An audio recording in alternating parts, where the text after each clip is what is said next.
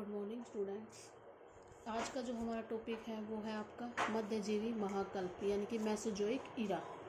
देखो, जो मेसोजोइक इरा था ये लगभग यानी कि पूरा जीवी कल्प है उसके बाद आया और इसका आरंभ था वो 22.5 करोड़ वर्ष पूर्व हुआ था और 7 करोड़ वर्ष तक ये चला था आपका, यानी कि 7 करोड़ वर्ष पहले तक चला। 22 करोड़ वर्ष पहले स्टार्ट हुआ, 7 करोड़ वर्ष पहले ये खत्म हो गया।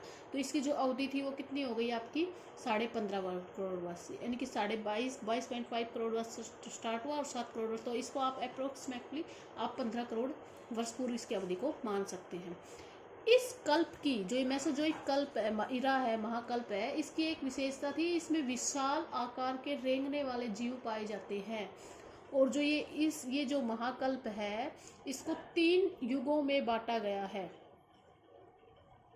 3 युगों में बांटा गया है। तो 3 युग कौन से हैं इसमें आता है फर्स्ट आपका Triassic period, Jurassic period and Cretaceous period. ठीक है, इनको आप इंग्लिश में लिखो या हिंदी में लिखो, इनको ऐसे ही लिखा जाएगा, ट्रेसिक, जुरासिक एंड क्रिटेशियस।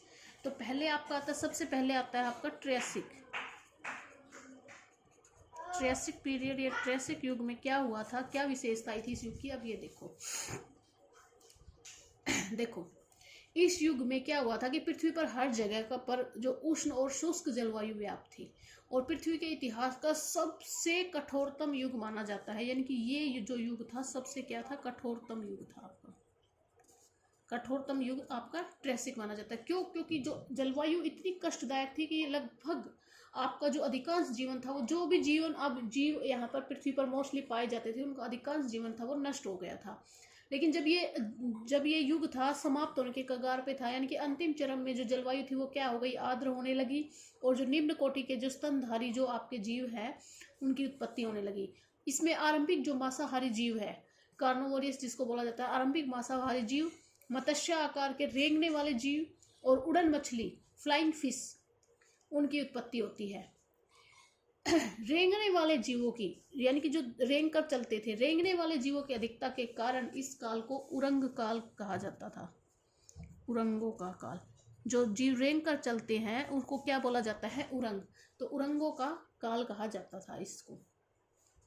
आरंभिक जो मक्खियां थी और दीमक थी और मात्र 6 इंच लंबे डायनासोर का युग भी इसी को कहा जाता है। सिर्फ डायनासोर उत्पन्न हुए थे और जो 6 इंच थे, केवल ओनली 6 इंच। देखो 6 इंच कितना होता है, और जाके जब अगला युग आएगा जुरासिक, तो उसमें कितना हो जाएगा वो।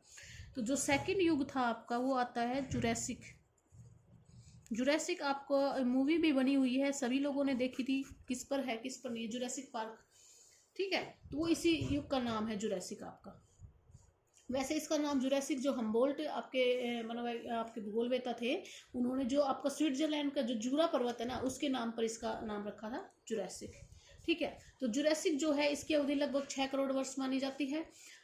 इसमें देखो, यद्यपि जो उरंग है ना, उनकी उत्पत्ति ट्रेसिक काल में मानी जा, यानी कि इनकी उत्पत्ति ट्रेसिक काल में हो चुकी थी, लेकिन उनका जो विकास और जो प्रसार था ना वो जुरासिक कल्प में हुआ।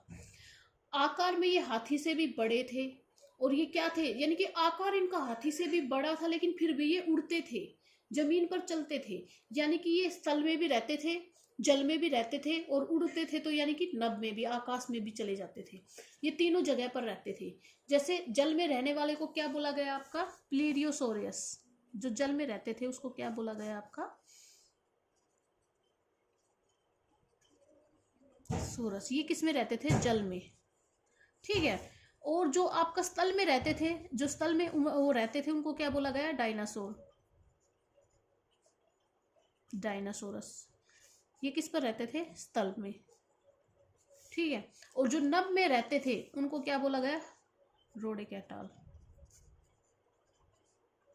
रोडेकैटाइल नभ में। यानी कि ये थे इस प्रकार के, क्या थे, उरंग थे। ठीक है, ये जो जानवर थे ये दैत्य आकार के थे, यानी कि बहुत बड़े थे, नॉन वेज खाते थे, मांसाहारी थे और बहुत ही बुद्धि वाले जीव थे ये। समय के साथ साथ जैसे जैसे उष्णता बढ़ती गई, जैसे जैसे गर्मी बढ़ती गई, शुष्कता बढ़ती गई, ये जो भारी भरकम जीव थे वो लुप्त होते चले गए। और केवल इन जीवों में आज के टाइम में, यानी कि आज देखो आपको ना तो डायनासोर मिलेंगे ना ये मिलेंगे आपको, जो मैंने अभी अभी आपको नाम बताया प्लीरियोसोरियस, रोडेकैटाइल, ये नहीं मिलेंगे। लेकिन एक स्पेंडोफर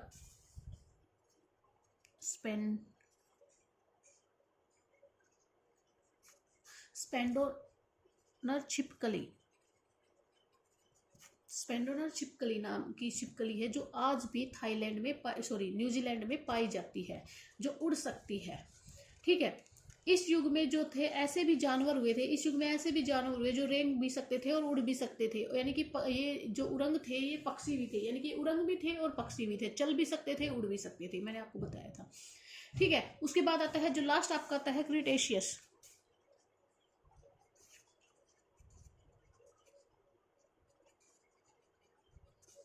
क्रिटेशियस युग, देखो क्रिटेशियस युग में क्या हुआ, लगभग इसकी अवधि थी वो 6.5 करोड़ वर्ष इसकी अवधि 6.5 करोड़ मानी जाती है।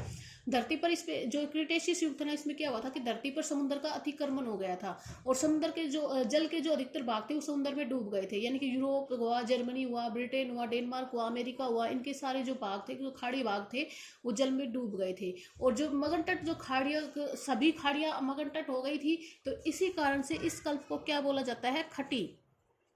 खाड़ियों के मगन तट होने के कारण इसको खटी कल्प भी बोला जाता है, खटी कल्प भी इसको बोला जाता है। जुरासिक युग के अंत में और जो क्रिटेशियस युग है इसका जब आरंभ हुआ था, तब एक पर्वत निर्माणकारी हलचल हुई थी जिसको नेवेडियन हलचल बोला जाता है, और जिसके कारण सियरा नेवेदे जो आपका कहाँ पे है, जो आपका उत्तरी अमेरिका महाद्वीप है उसमें एक पर्वत है सियरा नेवेदे, उस पर्वत का निर्माण हुआ था आपका। खटे युग के अंत में जो आपका लेरामाइड है उसकी हलचल के कारण कोरिडेला जो है उसका विस्तार हुआ था, कोरिडेला पर्वत है उसका विस्तार हुआ था। इस युग में जो उरंग थे वो पूर्ण रूप का जो उरंग थे उनका पूर्ण रूप से विकास हो गया था और पृथ्वी पर इसकी बहुलता भी थी। लेकिन जब युग का अंत हुआ तो उसके प्रतिकूल दशाएं बन गई उन जो के कारण, और उन जो जीव थे उनके लिए प्रतिकूल दशाएं बन गई और वे जीव थे जो विशालकाय जीव थे वो लुप्त हो गए। इस काल में जो मछलियां और स्तन पोषी जो जीव थे ना उनका विकास हुआ था।